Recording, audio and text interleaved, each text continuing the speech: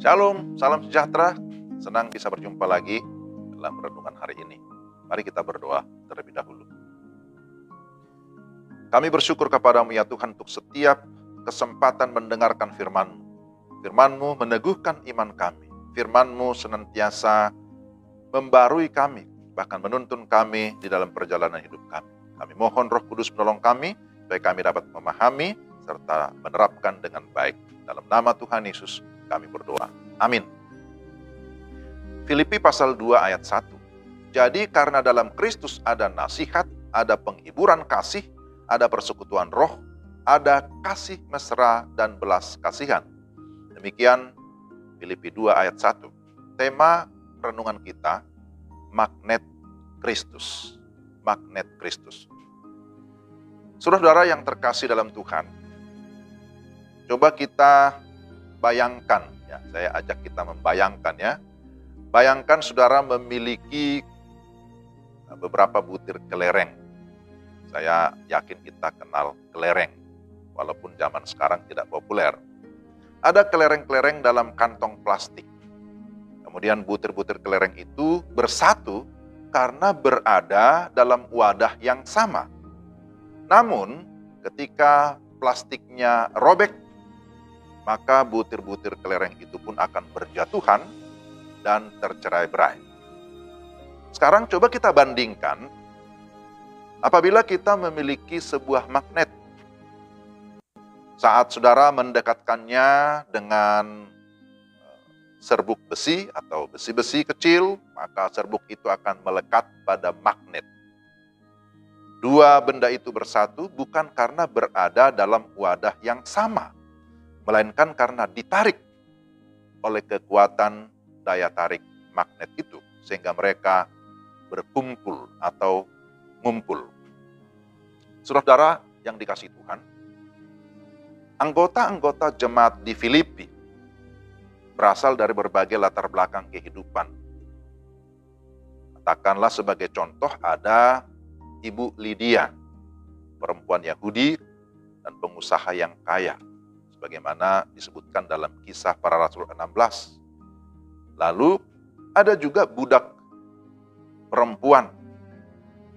Itu kemungkinan itu orang Yunani kalau kita lihat dalam pasal 16 juga, Kisah Para Rasul 16 ayat 16.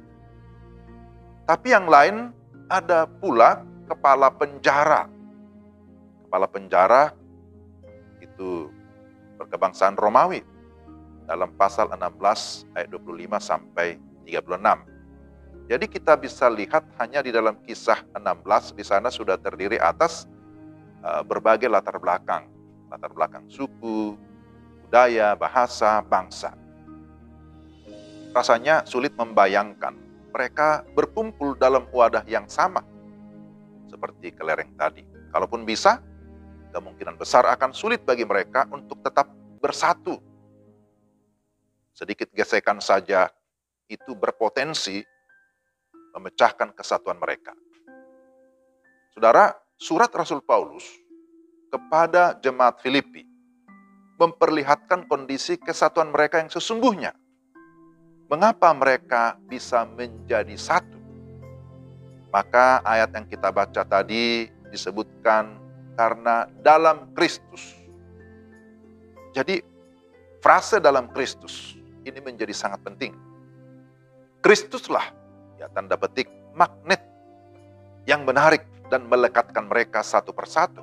Mereka diikat melalui hubungan mereka dengan Kristus. Bukan oleh kesamaan-kesamaan lahiriah. Bukan karena mereka memiliki kesamaan suku, budaya, bangsa. Karena jelas mereka berbeda. Kesatuan mereka semakin kuat ketika mereka masing-masing menanggalkan keegoisan. Dan mereka mengutamakan kesatuan. Menjadi semakin serupa dengan Kristus. Di dalam gereja kita masing-masing, tentu kita juga bertemu orang-orang dari berbagai latar belakang. Kalau seperti di gereja Pukris Kota Wisata, juga ada banyak suku bangsa. Ada orang Batak, seperti saya. Ada Manado, Pak Gembala. Ada orang Jawa, ada orang Ambon, orang Sunda, dan berbagai suku-suku yang lain. Ada Dayak, juga ada dari Sulawesi. Ya, banyak ya, saya belum sebutkan semuanya.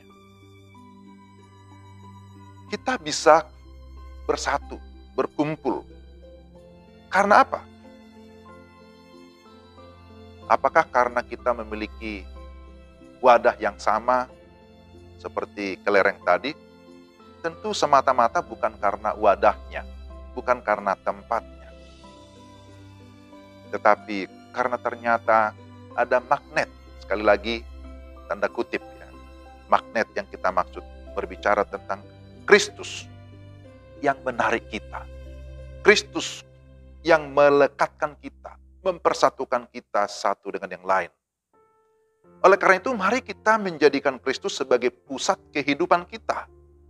Karena dikatakan di dalam Dia ada nasihat, ada penghiburan kasih, ada persekutuan roh, ada kasih mesra, dan belas kasihan. Sekali lagi, Kristuslah yang menarik kita kepadanya. Dan sekali kita di dalam Dia, tidak ada hal apapun yang dapat memisahkan kita dari Kristus. Apapun itu, termasuk maut, tidak berkuasa untuk memisahkan kita dari kasih Kristus. Amin. Nah, ini hal yang sangat penting. Kalau saudara dan saya, kalau kita bisa bersatu, bersekutu bersama, itu karena Kristus yang mempersatukan, Kristus yang menarik kita. Jadi, sebagaimana Kristus, kiranya kita pun menjadi seperti magnet yang memiliki daya tarik atau pengaruh atau dampak yang positif dimanapun kita berada, agar melalui kehidupan kita orang-orang mau datang kepada Kristus. Mari kita berdoa. Tuhan, terima kasih untuk firman-Mu yang mengingatkan kami, kalau kami ada dan memiliki satu persekutuan, kesatuan, itu karena Kristuslah yang sudah menarik kami menjadi satu di dalam Engkau. Kami berdoa supaya Tuhan juga memakai kami, supaya kami memiliki daya tarik seperti magnet, sehingga dimanapun kami berada, yang terpancar adalah kasih Kristus, karakter Kristus, yang membuat orang tertarik untuk datang kepada Kristus. Pakai kami semua Tuhan, menjadi alat di tangan. Dalam nama Tuhan Yesus, kami berdoa dan bersyukur. Amin. Demikian renungan kita hari ini. Tuhan memberkati Bapak, Ibu, Saudara sekalian. Shalom.